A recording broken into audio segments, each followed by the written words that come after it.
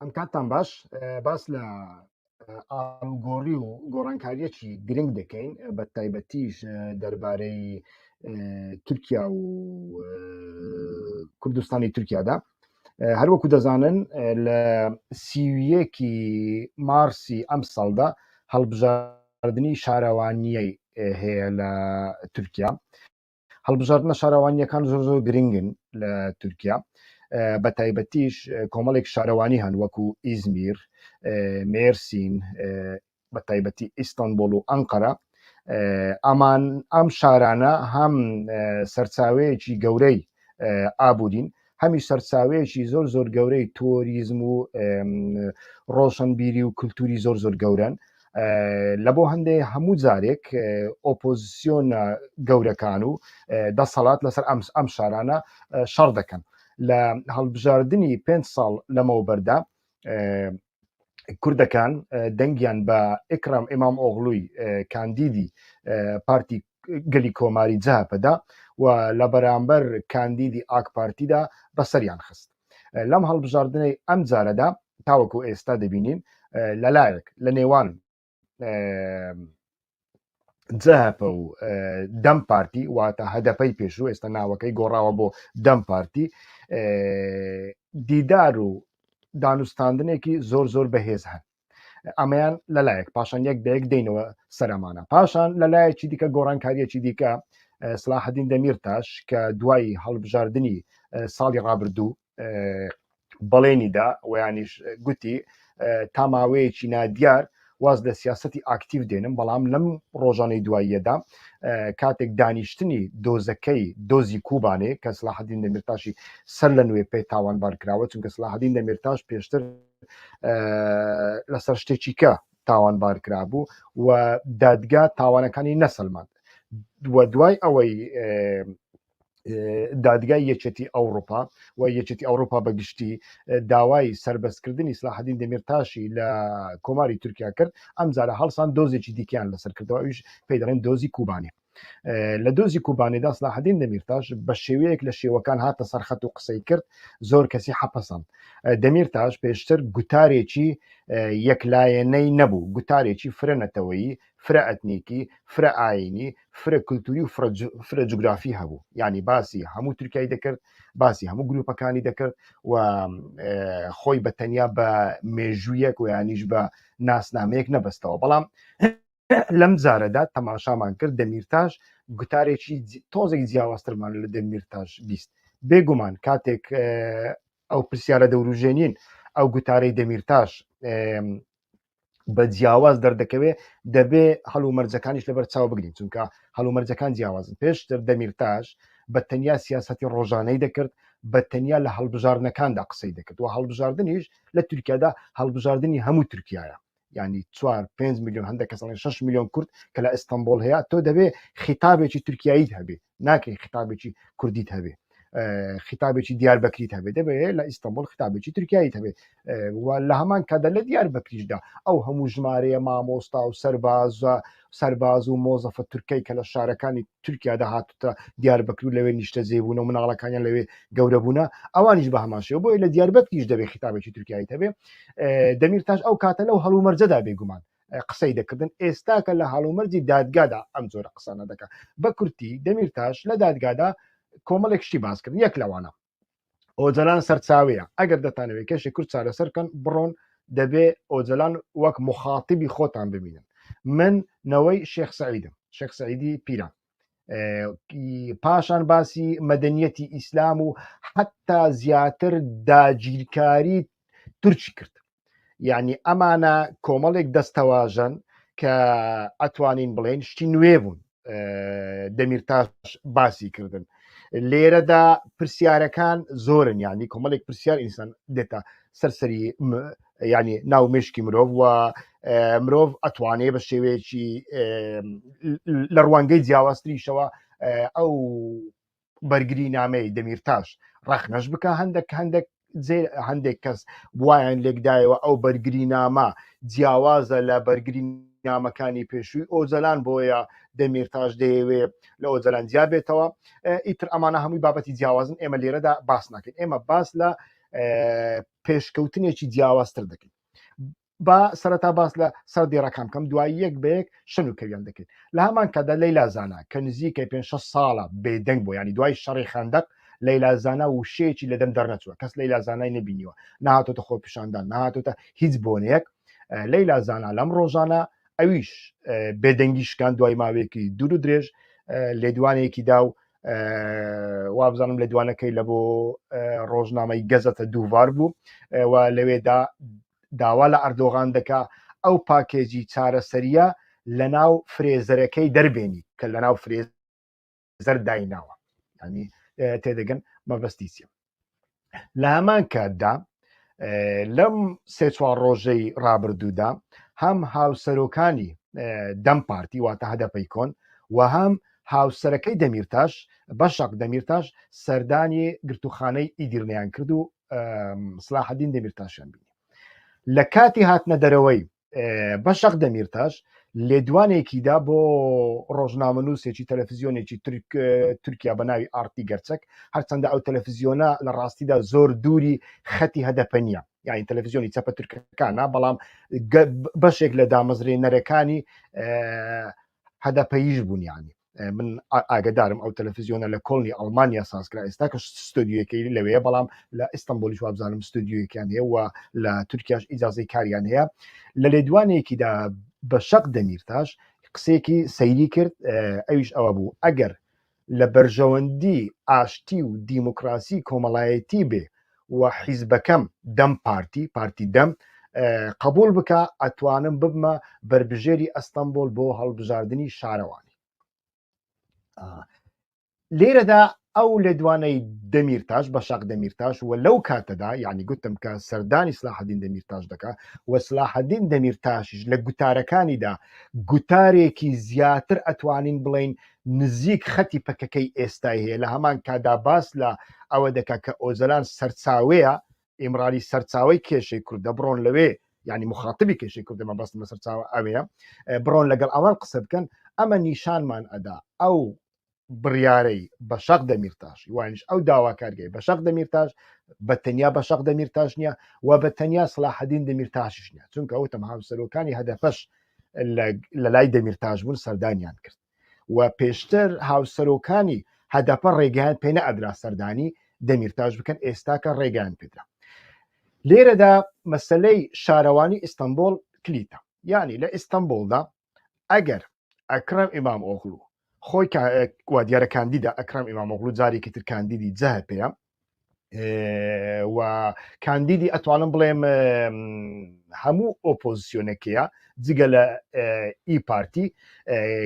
ئی پارتی کشایەوە کاندیدی هەر 4 حیزبەکەی دیکەشە ئەگەر ئەکرەم ئیمام ئۆغڵو کوردەکانی لەگەڵ بن ئەمە 100% ویانیش بربژێرانی دەم پارتی لەگەڵ بن ئەوە سەرکەوتنەکەی مسۆگرە. بەڵام ئەگەر دەم پارتی کاندیدی خۆی لە ئیستانبول دەرخا ئەوە یەک واتای هەیە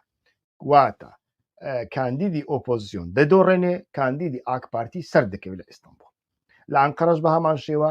لە ئیزمیریش بە هەمان شێوە لە مێرسینیش بە هەمان شێوە. لێرەدا ئیتر ئەتوانین بابەتەکە بینە سەر بابەتەکە و بابەتەکە شەن و کەون بکەین. پێش هەموو شتێک پرسیاری ئەوە دەوروژێن ئایا استراتیژی کوردانی تورکیا گۆڕاوە؟ بەڕای من گۆڕانکاریەکی بنچینەی لە استراتیژی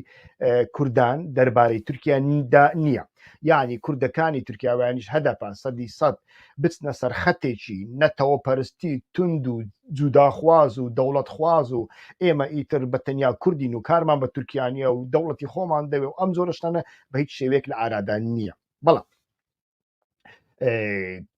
درێککردن بە کۆمەڵێک ڕاستی هەیە. یەک لەو ڕاستیانە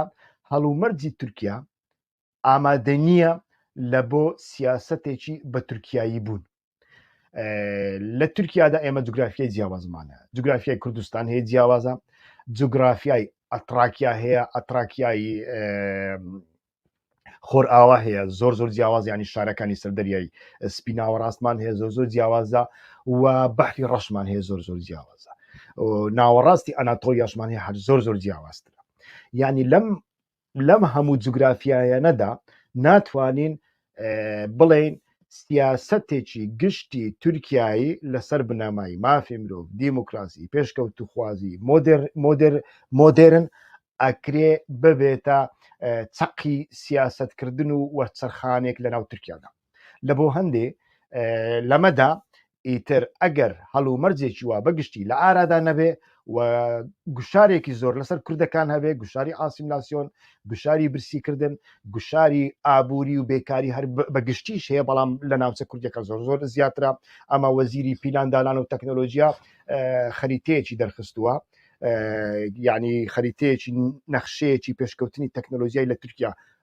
دەرخستووە تەماشا دەکەین هەموو ناوچەکانی تورکیا سەوزن ناوچەکانی ئەو ناوچانێک کە پێی دەگوترێ کوردستان و یانیش کوردەکان زۆر تێدا دەژین یعنی دێرسم و دیار بەکرد هەتا دەگاتە سلۆپی تەماشا دەکەین هەمووی بە ڕەنگێکی ڕەساسی تۆغدراوە واتە پێشکەوتنی تەکنۆلۆژیا لەوێ نییە لە سەردەمی ئەمڕۆماندا لە وڵاتە نیمچە پیشەسازیەکانیشدا ئەگەر پێشکەوتنی تەکنۆلۆژیا لە شوێنێکدا نەبوو کەواتە لەوێ خەڵکەکەی زۆر هەژارترە لە چاو تورکیا یعنی بە هەموو شێوەیەک گوشارێکی دەرونی گوشارێکی ئینسانی گوشارێکی ئابووری گوشارێکی سیاسی گوشارێکی فکری گوشارێکی ناسنامەیی لەسەر کوردەکاندا هەیە و ئەمە وا دەکا کوردەکان بیر بکەنەوە ئەگەر استراتیژەکی تایبەت بە خۆیان نەبێ و لە استراتیژیە گشتیەکەدا شوێنێکی تایبەت بە خۆیان نەبێ ئەمە ئەگەری دۆڕاندن و زیان پێگەیاندنیان گەلێک زۆرە خاڵی دووەم کە پێویستە باز بکەین جەماوەری دەم پارتی هەدەپە تا ڕادەیەکی زۆر لە ئۆپۆزیسیۆنی تورکیا بێهیوا بووە و ناحەقیشیان نیە چونکە ڕاستە ئۆپۆزیسیۆنی تورکیا بە تایبەتیش کەمال کڵژدار ئۆغڵو سەرۆکی پێشووی جەهاپە لە پێشووتردا بە قسە کۆمەڵێک لێدوان و شتی تایبەتی گوتن کە لە مێژووی تورکیادا نەگوتراوە بە تایبەتیش حیزبی ئەتاتورک ئەو شتەی نەگوتووە ئەو لە سەرناوی حیزبی ئەتاتورک ئەم شتەی گوت بەڵام لە هەمان کاتدا لە هەڵبژاردنەکاندا ئیتر لە بۆ خولی دووەمی هەڵبژاردنی سەرۆکایەتی چوو لەگەڵ فاشیستێک ڕێککەوت بۆ ئەوەی دەنگی زیاتر بینی و کوردەکان ئەم کاتە بە تەواوەتی بایکۆتی هەڵبژاردنیان کرد لە خولی دووەم لە بۆ سەرۆکایەتی ئەردۆغان قازانجی کرد ئەمەیان یەک دووەمینیان بربژێری جەهاپە بربژێری ئۆپۆزیسیۆن ئەکرەم ئیمام ئۆغڵو هەتاوەکو ئێستاش بەڕاستی تەماشا دەکەین دەی هەوێ بەبێ ئەوەی زۆر ناوی کوردان بێنی بەبێ ئەوەی هیچ حیسابێک لە بۆ دەم پارتی و لە بۆ حیزبەکە و ئەلیتە سیاسیەکە بکات دەیەوێ دەنگی کوردەکان بدزێ و جارێکی تر شارەوانی قازانج بکاتەوە تونجار بەکرهان هاوسەرۆکی دەم پارتی لەو ڕۆژانەدا قسەی کرد لە میانەی کۆنفرانسێکدا کۆنفرانسی حیزبەکە لە ئیستانبول بوو گوتی داوامان لە شارەوانی کرد ژوورێکمان پێبدا ساڵۆنێکمان پێبدا بۆی کۆنفرانسەکەی تێدا ساز بکەین و ئەمە کارێکە هەموو حیزبەکان ئەتوان داوە لە شارەوانی بکەن کە کۆنفرانسێکی شارەوانیان پێبدا هەم گەورەیە هەم ئاساییشی باشترە و هەم هەرزانیشە لە ڕووی مادی شارەوانی ژوورێکی و ینی ساڵۆنێکی پێ نەدا ئیتر چوو بوون لە ساڵۆنێکی زەواجدا ئاهەنگ جێراندا لەوێدا ئیتر چوو بوون کۆنفرانسەکەیان ساز کرد و تونجەر باکرهان گوتی لەوێدا گوتی لە کاتی دەنگداندا چاوتان لە دەنجی ئێمەیە بەڵام دوای دەنگدان تەنانەت داوای ساڵۆنێک دەکەین ساڵۆنێکیشمان پێ نادەن ئیتر یعنی تەماشا دەکەین بەگشتی دابڕانێکی زۆر گەورە هەیە لە نێوان ئۆپۆزیسیۆن و کوردەکاندا و گوشارێکی زۆری کوردەکان هەیە کە دەبێ ئەوان بە خۆیان لە هەموو شوێنەکاندا هەتا وەکو بکرێ بە خۆیان نامزەتی خۆیان بە خۆیان دەرخەن کاندیدی خۆیان بە خۆیان دەربخەن لە هەمان کاتدا خاڵی سێم زۆر گرنگە مرۆڤ باسی بکە ئەویش ئەوەیە یعنی ئێستاکە لە ناو کوردی تورکیادا بە تایبەتیش جیلی هەندێک هۆشیار ئەو پرسیارە لە خۆی دەکە باشە مادەم وەزعی جوگرافیا تایبەتەکان و جیاوازەکانی تورکیا وەکو باسم کردن لە سەرەوەدا بەم شێوەیە وەزعی و ڕەوش و ئاستی هزری ئۆپۆزیسیۆنەکە بەو شێوەیە هیچ جیاوازیەکی نییە لە مەڕکێشەی کورد هیچ جیاوازیەکی نییە ینی لە چوارچێوەی خەتی دەوڵەتدا خەتی کلاسیکی دەوڵەتدا تەماشای کێشەی کورد و کوردەکە باشە ئێمە تاکەی ببینە بە تەنیا ببینە قوربانی شەقی ئەردۆغان وا دیارە ئەردۆغان شەق لە هەمویان هەڵدەدا بە ئۆپۆزیسیۆن و بە تورک و کوردیشەوە ڕاست نییە بڵین بە تەنیا لە کووردا بەڵام بمانەوە نەمانەوێت کوردەکان لە تورکیادا زیاتر دەبنە قوربانی شەقی ئەردۆغان و ئەمە پرسیارێکە ئەمە گوشارێکە بەردەوام لایەنگرانی دەم پارتی لەسەر حیزبەکەدا ئەنجامیێت لە هەمان کاتدا ڕەوشی ئەردۆغان و باخچەلی هەیە وەکو خاڵی چوارە بتوانین باسی بکەین ئێمە دەزانین باخچەلی نە هێزی هەیە نە دەنگێکی وای هەیە بەڵام باخچەلی بەردەوام لەگەڵ ئاک پارتی لەناو ئیتیفاقێکدایە هەم دەوڵەتی کۆنتترۆل کردووە هەم ئاک پارتی کۆنتترۆل کردووە هەم دەسەڵاتی کۆنتترۆل کردووە و بەردەوام دەبینین کە لە نێوان ئەم دوانەدا لەلایەک ئیتیفاقەیە لەلایەک کێشمەکێشەیە ڕنگ بێ ئەردۆغان ئیتر بەڕاستیش بیهەوێ لە مەهەپە ڕزگاری ببێ چونکە هەتا وەکو ئەردۆغان لەگەڵ مەهەپە هاوپەیمان بێ ئەمە دەست لە قەرزکردنی پارە لە سندوقی دراوی نێودەوڵەتی هەتا وەکو نزیک بوونەوە لە یەکێتی ئەوروپا نزیک بوونەوە لە ئەمریکا نزیک بوونەوە لە ناتۆ ئەمانە هەمویان وازیان لێبنەوە دەستیان لێبردە و ممکن نییە و ڕنگ بێ ئەردۆغان ئێستا کە کاتی ئەوە هاتبێ بیر لەوە بکاتەوە خواحافیزی لە مەهەپە بکە خاڵی پێنجەم دەمەوێت باسی بکەم ڕەوشی جیهان و ئیماژی لاوازی تورکیایە تەماشاکەن ئێران بە تاقی تەنیا لە ڕۆژهەڵاتی ناوەڕاستدا چ دەردێک بە ئەمریکا و ئیسرائیل دەکا بە ئەوروپا دەکا یعنی لە بەحری سوورەوە لە بەحری عەدەنەوە هەتاوەکو دەگاتە کەنداوی کەنداو و لەلایەکی دیکە هەتاوەکو دەگاتە لوبناان و دەریای سپیناوە ڕاست بەشی سووریا و غەزە تەماشا دەکەین بەڕاستی دەورێکی زۆر دەبین لەلایەکی دیکە بە ئارەزووی خۆی لە ڕۆژێکدا سێ دەوڵەت بردومان دەکا عراق واتە هەولێر بردومان دەکا ئیدلیبی سووریا بردومان دەکا و لە هەمان کاتدا پاکستان بردومان دەکا و بە بردومانکردنی پاکستان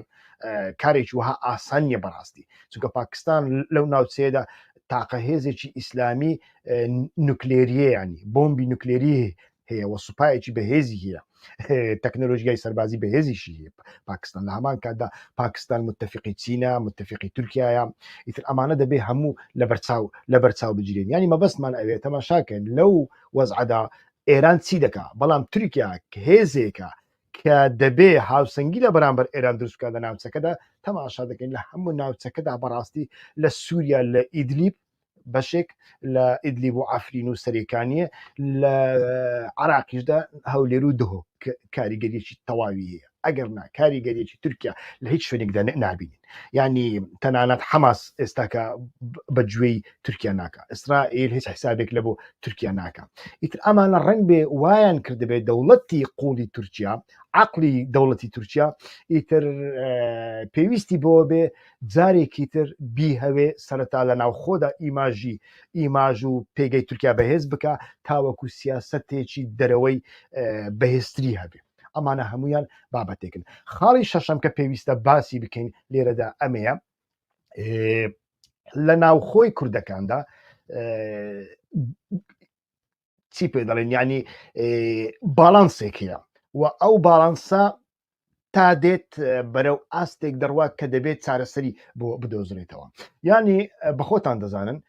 هەر حیزبێک سیاسەتی شار بکە ئەمە ئەم سیاسەتە لە ڕێگای چینی مامناوەندی ئەکا ئەو چینە مامناوەندیە چێن ئیتر ئەکرێ لادەیی بێ ئەکرێ خەڵکی شارێکی دوورە دەست و شارێکی بچوک بێ بەڵام خوێندنی کردووە چۆتە مترۆپۆلەکان چۆتە شارە گەورەکان وەزیفەیەکی هەیە بۆتە دکتۆر بۆتە ئەدڤۆکات بۆتە ڕۆژنامەوان و هەتا دوایی و ئەمانە زیاتر ئەتوانن لە پەرلەماندا جێگا بگرن خۆتۆ ناتوانانی کەسێکی لادەیی کەم خوێندەواریان نەخوێندەوار ببی لە پەرلەمانی دابنی نابێ ئەمە بەگشتی پەرلەمان دەبێ نوێنەرایەتی سیاسەتێکی شارستانی و شار دەکەن بەڵام تەماشا دەکەین خیتابەتی پەکەکەی جا بەهۆی شەڕی چەکداری دەبێ بەهۆی ئەوەی لە شاخ دەبێ تەماشا دەکەین خیتابەت دەکەی خیتابەتێکی لادەیانە خیتابەتێکی شاخیە ئەو حیزبە زۆر هەوڵیدا لە تورکیادا ئیتر کوردەکان ناچاری خیتابەتی خۆی بکە بەڵام تەماشا دەکەین چینی مامناوەندی ئەو خیتابەتەی پێ قبول ناکرێت چونکە ئەو خیتابەتە لە ئەنجامدا ناتوانانی سیاسەتی پێ بکەیت ئەو خیتابەتەی شاخ ئەم خیتابەتە لە بۆ شوێنێکی وەکو تورکیا و شارەکانی ئێستای تورکیا هەرگیز نابێ لە بۆ هەندێک تەماشا دەکەین گەلێک جار ناکۆچی دەرکەتن لە نێوان دەمیرتاش و تەماشا دەکەین ئەلیتی سیاسی پەکەکەدا پێش ساڵێک پێش ئێستا ئێمە کۆمەڵێک ئالۆزی گەورەمان بینین ئەمان لە چاپەمەنیە تەنانەت لە چاپەمەنی بزوتنەوەکەدا من چەند جار باسم کردووە بە دیارکەوتن ئەمانە مەقالەیان لە دژی دەمیرتاش نووسی حتا ئێمە لێرە کۆمەڵی کەسمان کۆکردنەوە و ناردنە لامان کە پێمان گوتن کاکە ئەو مەقالێ ڕەشکەنەوە ڕەشیان کردەوە دوایی بەبێ ئەوەی داوای لێبوردن بکەن قسەیان بە دەمیرتاش گوت هەتا دوایی ئەمە لەلایەک پەیوەندی بە گومان و تیۆریەکی کۆمپلۆ هەیە وەکو ئەوەی کە دەمیرتاش دەیەوێ جێگەی ئۆجەلان بگرێ و دەبێتە مەرکەز و بە هەمان شێوە لەلایەکی دیکەش پەیوەندی بە ناکۆچیەک هەیە لە نێوان چینی مامناوەندی و ئەو خیتابەی کە لە شاخەوە هەیە چینی مامناوەندی ناتوانێت ئەم خیتابە قبول بکە و ئەم خیتابەی قبول کرد هەم تووشی کێشە دەبێت هەمیش لە ناو تورکیادا ئیزۆلە دەبێت و ناتوانێت لە ئاستی لە سەدا 12 و 13 دەنگەکان بەدەست بێنێ کاتی ئەو خیتابە لە ناو بزوتنەوەی لەگالی کوردی ئامادە بوو ویانیش باڵادەست بوو بە تەواوەتی خیتابەتی شاخ دەنجی کوردەکان بەتەنیا لە ستا 6 بوو بەڵام دوای ئەوەی دەمیرتاش و ئەکی بەکەی هاتن تۆزەی گۆڕانکاریان لەو خیتابەتە کرد خیتابێکی شاریان پێشخست تەماشا دەکەن لە 2015 دەنگەکان گەشتە لە سەدا 13 و قسوور یعنی سەرباری تەقینەوەی زۆر گەورە سەرباری ئەوەی بۆمبیان لە بۆ دەمیرتاش دانایەوە سەرباری ئەوەی کە کۆمەڵکوژی گەورە کران یعنی ڕێگەیان دەکردەوە داعشەکان لە ناو کۆبوونەوە جەماوەریەکانی هەدەپەدا خۆیان تەقینەوە لە هەندێک جێگادا 100 کەس کوژرا سەرباری ئەوەش لە سەدا 13 و قسووری هێنا هەنی گەلێک زۆرە ئەمە ئێستا کە تەماشا دەکەین لە ناو ئەو بزوتنەوەیەدا وا دیارە لایەنەکان گەشتینەتە ئەو قەناعەتە ناتوانن یەکتری حەزف بکەن ناتوانن یەکتری حەزف بکەن هەر لە بۆ هەندێک تەماشا دەکەین دەمیرتاش باس لەوە دەکات کە وا دیارە پێشتریش ئەم باسم کردووە پێم وانییە نیازێکی دەمیرتاش هەبێ کە ئۆجەلان بەلاوە بنێ بەڵام ئۆجەلان لە زیندانە دەمیرتاش لەگالە یاساییە ئەتۆ بتەوێت خۆپیشاندانێک لە بۆ ئۆجەلان بکەیت لە ئەڵمانیا جیاوازە بەڵام خۆپیشاندانێک بە ناوی کەسێکی هەڵبژێردراو بکەیت کە لە زینداندایە هیچ تاوانێکی نییە چی بەدەستەوە نەبوو قەت جیاوازترە ئەگەر نابڵێ لێکترازانێکی لە نێوان دەمیرتاش و ئۆجەلاندا شتێکی وانە ئۆجەلان پێشتریشی تر لە نۆتەکانی ئیمرالیدا دەبینین کە دەمیرتاش و یەکدوو لە هاوڕێکانی وەکو مخەتەب وەرگرتووە کە ئەوانە مخەتەبن بۆیان هەیە بڕیار وەربگرن بە ڕاوێژکاری لەگەڵ حیزبەکیاندا بێگومان بەڵام ئەمانە هەبوون ئێستاکە ئەمانە چارەسەر ئێستاکە بابینەوە سەر بابەتەکە هەڵبژاردننی ویانیش کاندیدبوونی بەشق دەمیرتاش لە ئیستانبول واتای ئەوە دەگەینێ کە ئەکرەم ئیمام ئۆغڵو دەدۆڕنی ئاک پارتی سەر دەکەوێت کەواتە لێرەدا دەبینین لە نێوان ڕاستە و خۆ بێ یان ناڕاستە و خۆ بێ دەستی پێکردێ بێ یان دەستی پێ نەکردێ بێ لە نێوان ئاک پارتی و لە نێوان دەم پارتی دەمیرتاش حتا ڕەنگ بێ ئیمرالیش لە ناودا بێ یان یعنی قۆناغێکی گفتوگۆ هەیە تا چ ڕادەیەک لە یەک تێگەیشتن هەیە نازانی ئەمە بەڵام گفتوگۆیەک هەیە یعنی خۆی لە خۆیدا کوردەکان لە ئیستانبول یعنی دەم پارتی لە ئیستانبول ناتوانێت بە تەنیا شارەوانی گەورەی ئیستانبول بەدەست بخە وایش ئەنقەرە بەدەست بخە دەنجی خۆی بداتە لایەنێکی دیکە هیچ هیوای بەو لایەنەیە نەماوە نییە ڕەنگ بێ ئیتر دانوستاندن هەبێ یان پیلانێک لە بۆ دانوستاندن هەبێ چونکە لەیلا زاناش لە ناو بابەتەکەدایە ئێمە دەزانین پێش لەیلا زانا کەناڵێک بووە لە نێوان ئیمرالی قەندیل بارزانی و ئەردۆغان کاتێک لەیلا زانا و دەمیرتاش و بەشق دەمیرتاش و هاوسەرۆکانی هەدە بەیەکەوە دێنە سەرخەت لە یەک شوێندا و کاتێکدا کە سلاحەدین دەمیرتاش لە بەرگری نامەکەیدا بەو شێوێ پێداگیری لەسەر ئۆجەلان دەکا وەکو سەرچاوەیەک نیشانیەدا و لە هەمان کاتدا هەتا حدێک گوتارەکانی نزیکی خیتابەتی ڕۆتینی پەکەکەن شێخ سەعید و کورد و داگیرکەر و ئەم زۆرە شتانە ئەمە نیشانمان ئەدا کە لێکتر نزیک بوونەوەیەک هەیە و لێرەدا دەبینین ویانیش هەست بەوە دەکەین کە ڕەنگ بێ ئەمە لە ئایندەدا هەندێک گۆڕانکاری جیاوازتریش بەخۆی بینێ. من بەخۆم پەیوەندیم لەگەڵ ئەمڕۆکە پەیوەندیم لەگەڵ ڕاوێژکارێکی هەدەپە کرد کە لە نێوانماندا پەیوەندی پێشتریش هەبووە، ڕاوێژکارێکی سەرۆکایەتی هەدەپە، یعنی ئاستی سەرکردایەتیدا ڕاوێژکار پلەی ڕاوێژکاری هەیە. پێم گوت چی هەیە لە نێوان دەسەڵات و دەم پارتیدا؟ گوتی چاوەڕوانی گۆڕانکاری گەورە بن. گوتم گۆڕانکاریەکان چین؟ گوتی ناتوانم جارێ باسی بکەم، بەڵام چاوەڕوانی گۆڕانکاری گەورە بن. گوتم لەناو ئەم گۆڕانکاریانەدا لەیلا زانا هەیە؟ گوتی لەیلا زاناش بەشێکە لە ئێمە. لەناو ئەو گۆڕانکاریانەدا گوتم دەمیرتاش یانی سلاحەدین دەمیرتاش هەیە؟ گوتی بەڵێ سلاحەدین دەمیرتاشیش ئاگادارە. ئیتر ئەم گۆڕانکاریە ئایا قۆناغێکی دیکەی دانوستاندن و ئاشتی دەست پێ دەکاتەوە یان نا؟ ئەمە بەڕاستی جێگای پرسیارە. ئایا لەم قۆناغەدا سلاحەدین دەمیرتاش لە زیندان ینی لەناو ئەو ئیتیفاقەدا، ئیتیفاق جارێن لەوانەیە ئیتیفاق وشەیەکی بەکێشە بێ لێرەدا، یعنی لەناو لەو دانوستاندن لەو بازار و ئالوگۆڕیەدا ئایا سلاحەدین سربەستکردنی سلاحەدین دەمیرتاش هەیە یان نا؟ ئەمانە هەمویان جارێک کۆمەڵێک پرسیارن بەڕاستی لە ئایندەدا دەیان بینین لە ماوەی یەک حوتودا، ینی جارێ ئەو لێدوانەی بەشق دەمیرتاش کە ئامادەیە خۆی کاندید بکە لە بۆ شارەوانی ئیستانبول، ئەمە جارێ بە تەنیا قسەیە، ینی هەتا وەکو ئێستا دەم پارتی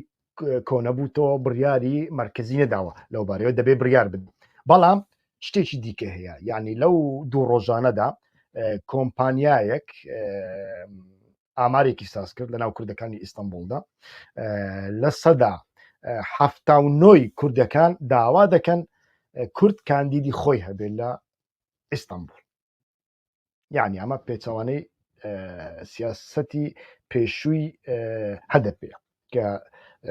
لەگەڵ ئیکرام ئیمام ئۆغڵویانیش لەگەڵ جەهەپە ڕێککەوتن و ئیتر جەهەپیان سەرخست و پەیامێکیان بە ئاک پارتیدا ئێمە لە شوێ بمان هەوێ دەتان دۆڕێنی. ئەمە لە 1970 ئەڵێن دەبێ هەدەپە دەم پارتی بەخۆی کاندیدی خۆی هەبێ. لەوانە پرسیار کراوە ئایا چێتان پێ باشە؟ لە 32یان وابزانم وابزانام لە 32 ژمارەکەم بە تەواتی بەبیر نەماوە، بەڵام وابزانام لە 32یان پێیان باشە بەشق دەمیرتاش کاندید بێ. ئایا ئەمە پێشتر لەناو جەماوەری هەدەپەدا کاری بۆ کراوە یان نەکراوە؟ ئەمە نیشان دەدا بەڕاستی و ئەمە جێگای سەرنجە کە ئامارەکە وا دەڵێ و لێدوانەکاندا هەمان شت دڵێ. بۆیە من پێم وانییە چاوەڕێ ناکەم ئەو قسەی بەشق دەمیرتاش، چونکە بەشق دەمیرتاش بەخۆی کەسێکی سیاسی نەبووە، یعنی لەسەر میراس و لەسەر ناوی سلاحەدین دەمیرتاش سیاست دەکا و دوای دەستگیرکردنی دەمیرتاش ئەتوانین بڵێن دەستی بە سیاست کردەوە پەیامەکانی دەمیرتاش زیاتر دەگوازێتەوە، ینی پردێکە لە نێوان دەمیرتاش و دەرەوەدا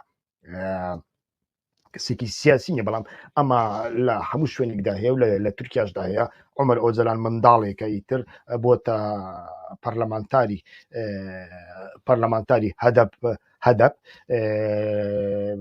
لە هەمان کەدا لەیلا زانا خۆ لەیلا زانا کە قەت سیاسی نەبوو کاتی خۆی، هاوسەرەکەی مەهدی زانا سیاست مەدار بوو، سەرۆکی شارەوانیەک بوو، ئیتر لەسەر میراسی ئەو دەستی بەکار کردو بووە کاندیدی پارتی دەپ وابزانم ناوی دەپ ئەو کاتە دوای ئەوەی سوێندی خوارد ئیتر دەستگی کرا. ئیتر بەو شێوەیە بمانێ و نەمانەوێت لە ناوچەکەی ئێمەدا سیاست دابڕاو نییە لە میراس بەشق دەمیرتاشیش وا دیارە بەو شوێ. بەڵام وەکو وتم ئەمە من وای بۆ دەچم کە بزوتنەوەکە هەمووی لەگەڵ یەکتری بە ئیتیفاق ویانش بە دانوستاندن گەشتۆتە ئەو ئاستەی کە شتێکی وا بکەن. سیاستێکی تەواو پراگماتیست، سیاستێکی تەواو جیاوازتر لەوەی پێشوو، سیاستێکی بێگومان 100% تەکتیکیە و سیاستەکە دەمانگەینیتە ئەو ئاستەی بۆ ماوەیەک ئیتر کوردەکان بتوانن نەفەس بدەن و لە هەمان کاتدا ئەو ئۆپۆزیسیۆنەی کە هەتاوەکو ئێستا نەبووەتە ئۆپۆزیسیۆن لە گوتاری دەوڵەتدا لە گوتاری کلاسیکی دەوڵەتدا لە گوتاری ئەمنیەتدا ڕزگاری نەبووە ئەو ئۆپۆزیسیۆنە بڕوخێ خۆی لە خۆیدا ئی پارتی لە ناو ئۆپۆزیسیۆن دەرچوو ئەوانی دیکە دەنجیانە بەتەنیا جەهەپە دەمێنێتەوە ئیتر جەهەپەش کاتێک لە هەڵبژاردنەکاندا دەنگی خراپ بەدەست بینێ دەنگ بەدەستنێنێ ئەوە ڕوبەڕووی شکستێکی کە دەبێتەوە لێرەدا دەبێ نابێ ناحەقی بکەین سەرۆکی ئێستای جەهەپە لێدوان و گوتارێکی زۆر باشتیشی هێلەوەی کەمال قلژدارۆغڵو بەڵام ئەمە وا پێدەسێ قەنەعەتی بە کوردەکان نەهێنابێ و قەنەعەتیان پێ نەهێنێ چونکە لێدوان بەتەنیا بەسنیە ئەتۆ وەکو پرۆژە چی ئەەکەی لە ینی نووسراوێک پرۆژەیەکی نووسراو هەیە نەخێنە تاوەکو ئێستانیە کاتێک ئەمە نەبێ لەمە بەدووە ئەتو ناتوانانی قەنەعەت بە کوردەکانی تورکیا بێنی ئەمە لەلایەکی دیکە لە بۆ پرۆژەی بە تورکایی بوون من بە پرۆژەیەکی ڕاستی دەزانم یعنی ئەتو لە ناو دەوڵەتێکدا سیاست دەکەی نیازی جیاببوونەوەت نییە نیاز و توانای دروستکردنی دەوڵەتێکی جیاوازت نییە چ دەکەی لەناو ئەو دەوڵەتەدا دەبێت سیاست بکەیت بۆ ئەوەی لەناو ئەو دەوڵەتەدا سیاست بکەیت ئەتۆ دەبێت لە ئیدرنەوە هەتا دەگاتە شەمزینان دەبێت ئەتۆ چالاچیت هەبێ کاریگەریت هەبێت لە ناو ئەو کۆمەلگایە خیتابی ئەو کۆمەلگایە بکەیت ئەمە بەو شوێ ئەگەر وانەکەی ئەتۆ وەکو کەمینە دەمینێەوە مانیۆریتی کەمینەکانیش وەکو ئەوەی چۆن تەماشا دەکەی ئەوڕۆکە تورکمان و کریسیانەکان لە هەولێر چاویان لە دەسەڵاتی کوردیە یەک دوو کوسیان بداتێ دەسەڵاتی کوردیش یەک دوو کوسیان پێ ئەدا و شەرتێکی هەیە لە بەرامبەر ئەمانەدا کە لە خەتی ئەوان دابن لە کاتێکدا کە دەنگ لە بۆ یاساکان دەدەن ئیتر پشگیری لەوان بکەن پشگیری لە ئۆپۆزیسیۆن نەکەن ئەتۆش وات بەسەردی هیچ ئێرادەیەکت نامینە بەڵام ئەگەر سیاسەتێکی تورکیایت هەبوو ئەما دەتوانی ئەوکە بەڵام وەکووتم لە ناو تورکیادا کێشەیەکی ینی کۆمەلگای تورکیا بەگشتی ئامادە نییە بۆ ئەم سیاسەتی یەک ڕنگ بێ ئەمە کاتی بووێ حەمید بۆز ئەرسلان پرۆفیسۆر لە زانکۆی پاریس هەمان قسە دەکا ئەڵێ